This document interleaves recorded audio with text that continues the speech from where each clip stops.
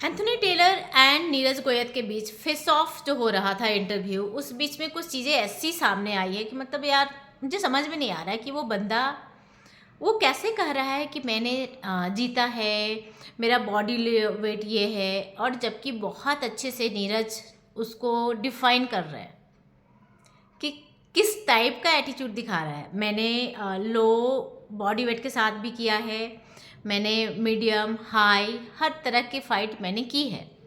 और फिर वो अपना हाइट दिखा रहा था क्योंकि हाइट में थोड़ा सा वो लंबा चौड़ा है।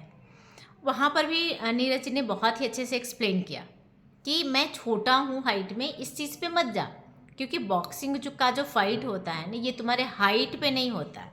हाँ, weight does matter, but weight पर भी वो तरीका होता है। और सही बात है भाई, ट्रिक होता है जो आपको आप किस इसके पहले आप ट्रेनिंग करते हो, राइट।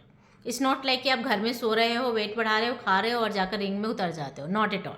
आपकी ट्रेनिंग होती है, आपको आइडिया बताई जाती है, आपको रूल बताया जाता है। पर भाई वो बंदा ऐसे हाइप हो रहा था। अवर सिंह की जो इंटरव्यू ले रहे थे, इनका फेस ऑफ इंटरव्यू, वो हंस रहा था। और उन्होंने एक के बाद मतलब डायरेक्ट सिर्फ इंडिया को टारगेट ही कर रहा था। इंडिया में ये नहीं है, इंडिया का बॉक्सर आज तक, भाई नीरज सामने से बोल रहा है कि yes I am the first boxer from India, जो कि इंटरनेशनल लेवल पे मैं खुद को रिप्रेजेंट कर रहा हूँ। इतना बड़ा फाइट हो रही है, पर मैंने उन्होंने 2-3 नाम भी लिए कि मैंने इनको हराया है। हाइट पे भी नाम लिया कि he was taller than me, और मैंने उन्हें हराया है। तो फिर भाई किस चीज़ का घमंड है। और he was looking like mentally, मुझे तो मतलब वो बंदा मेंटल लग रहा था, मेंटली स्टेबल वो था ही नहीं। आई एम सॉरी टू से, बट एटीट्यूड से ये पता चल रहा था। क्योंकि आप एक स्पोर्ट्स पर्सन हो, इतना बड़ा टूर्नामेंट में आप हिस्सा लिए हो, आप परफॉर्म करने वाले हो, अब इस तरह की बातें मतलब सोफा नहीं देता यार।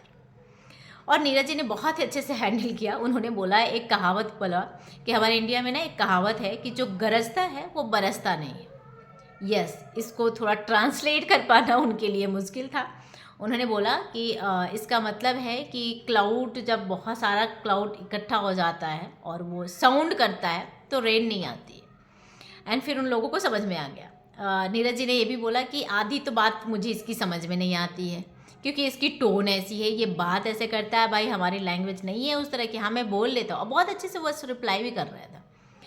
उसके पहले भी आप लोगों ने देखा होगा कि जिस तरह से प्रमोशनल मीटिंग में और कॉन्फ्रेंस में, मतलब इंडिया ऐसा कभी प्रोड्यूस नहीं कर पाया है, ऐसा बॉक्सर, बहुत तरह की चीज़ें बोला वो। और बहुत ही अच्छे से नीरज जी ने उसे रिप्लाई भी किया।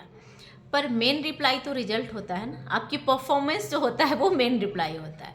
और भाई वो रिंग में दे दिया, उसके बाद भी जब उसको बर्दाश्त नहीं हुआ, तो जीतने के बाद आप लोगों ने मेरा लास्ट वीडियो जाकर देखो, जहाँ तक मैंने पूरी कहानी बताई है कि किस तरह से उसने अटैक किया है नीरज के ऊपर। This is not acceptable guys, and I request all of you, please we should stand with Neeraj. एंड उन्हें ज़्यादा से ज़्यादा उनको आप लोग उनके बारे में बात कीजिए, उनके कॉन्ग्रेचुलेट कीजिए और उनका साथ दीजिए।